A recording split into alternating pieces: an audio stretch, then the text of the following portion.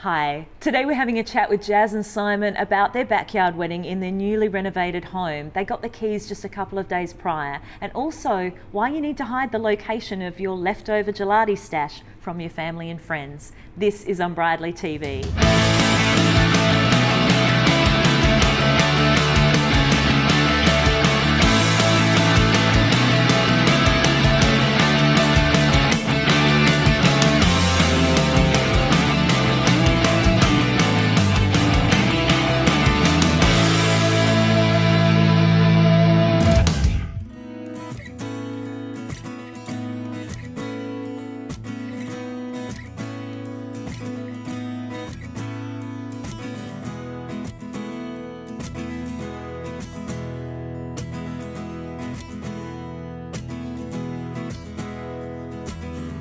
Guys.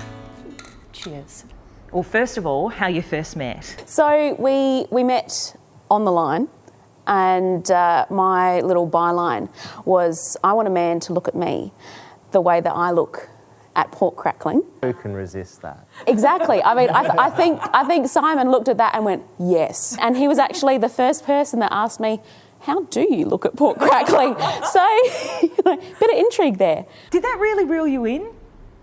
It certainly made me look closer. Because it wasn't everyone else's opening line. No, it certainly stood out. We had instant connection when we met, first time. It was very apparent very early on. Yeah. Which was very much not like me.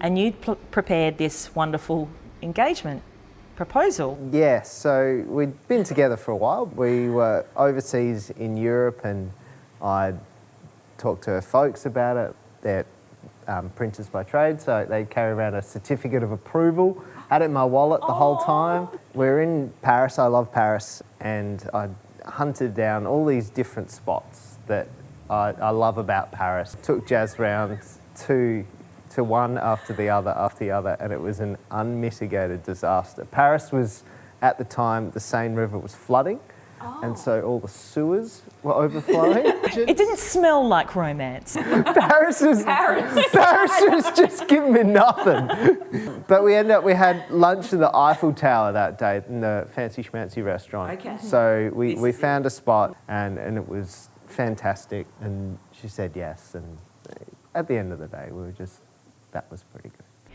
When did you know that you wanted to get married in your own backyard?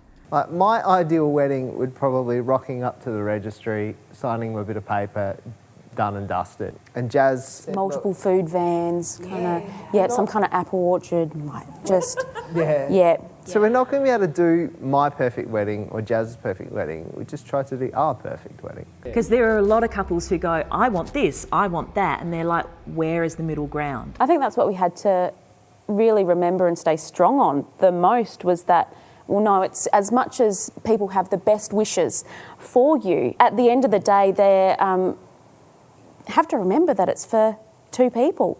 You looked awesome. Where did you get your outfits from? The awesome Nick Cave purple velvet blazer.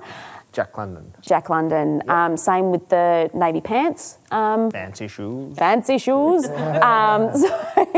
Jack London. Did you already have the white shirt? Yes. So white shirt already had. From somewhere, a place. And your gorgeous outfit, Jas? So it was a combo. We went, I knew I didn't want a dress. I knew I wanted a skirt and a tucked in jumper because, that's what I do. And so the jumper itself was just a woolen 3/4 sweater from Q.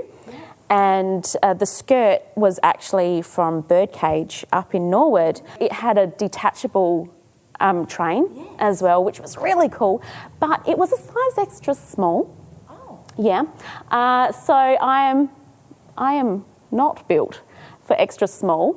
My sister is, so she tried it on for me, and I just went, sold. So what we did was we took a panel out of the back of the train, and we introduced side panels down the side of the skirt. And then we got a feature gold fabric from the drapery and we put that in the back of the train. So, yeah. When it came down to budgeting for your wedding versus the reality, how did you go? When we first came into it, we're going, yeah, we can do a wedding for 10 grand.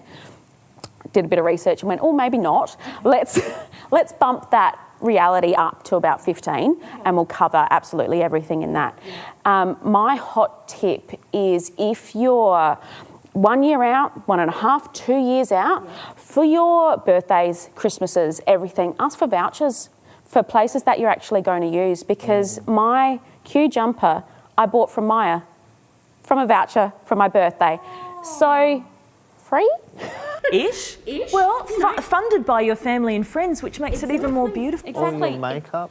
Got vouchers for David Jones. I didn't have to pay for my trial for my makeup, pay for my makeup on the day, or my sisters. So if you're really working towards it, see if you can use those times of year that you'd traditionally be getting, you know, a nice new pair of socks or whatever, and put it towards the day. It's all about forward planning. How did you decide, you know, your photographer? We prioritised a really good photographer that could just take shots that weren't posed shots, but just someone who we felt would be fantastic at just in the moment, capturing the mood and capturing the, you know, the emotion behind it. And Kate was perfect. I did a lot of research, coming up with, you know, 3 or 4 options and speaking to each of those options. And for me, it was who I clicked with. We knew that we wanted to spend our big bucks on photographer, Celebrant. They're the two things. Gelati. Yeah. We wanted somebody that was going to command the day and somebody that we felt we could hand the reins over to. For me, probably more than anything, because I'm a little bit of a control freak. And so that's where you came in. I landed on your website and there was a pop-up that popped up and it said, how to write vows that don't suck. Yeah. And I just,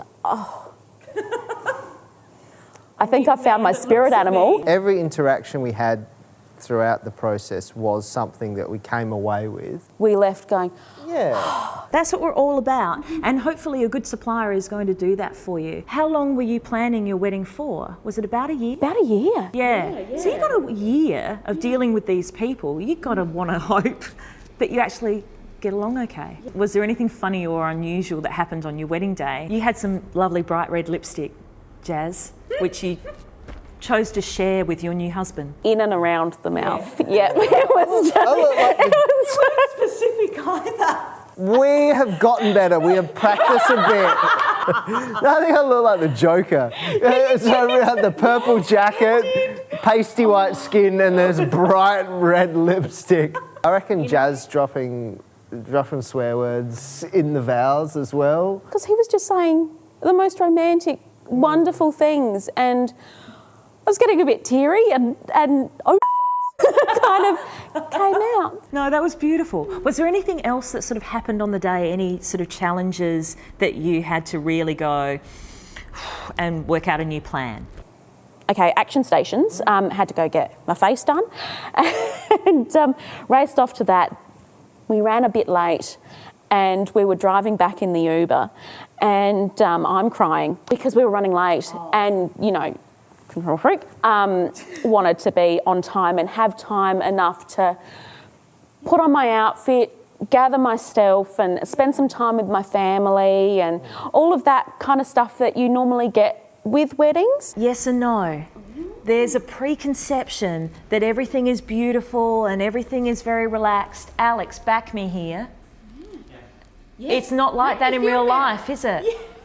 To be honest, as soon as I saw Simon, it was all good because I knew from that point on he was going to be by my side for the rest of the night. What's your biggest tip for other engaged couples? Stay together on the night or the day or just remember it together. Try and stay authentic to you throughout the day, throughout the whole process. You know, we were wearing things that suited us. We were eating things that we loved. We were in a space that we loved. Our favours were different. Everything from woe to go had significance to us, even down to our invites. Everything drawn on there was very specific to a memory to do with us. Do something that's uniquely you. Don't tell your friends and family where you keep the gelati. Your friends stole your gelati? We gave it willingly. We did not give it willingly. We gave 1 or 2 willingly. Our favours were tote bags. So we had friends and family that had a couple of kids. We're like, I'll take a couple for them. And then someone saw them take them, and pretty soon the freezer was open and people were just like, whole hog. Yeah. Let's just like start. They're digging in with a spade, I'm pretty sure, someone at some stage. Your favourite part of your wedding day? What was the best bit? You go first or me? Okay. Mine was definitely when Jas came around walked down the aisle and came around the corner. I saw her for the first time. And yeah, I will remember that moment for the rest of my life. And Jas? Probably the gelati. I hate you.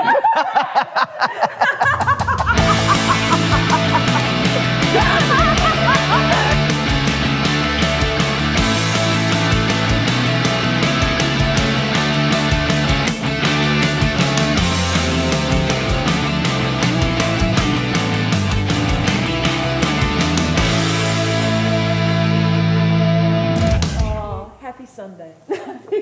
Happy Sunday indeed. You're such a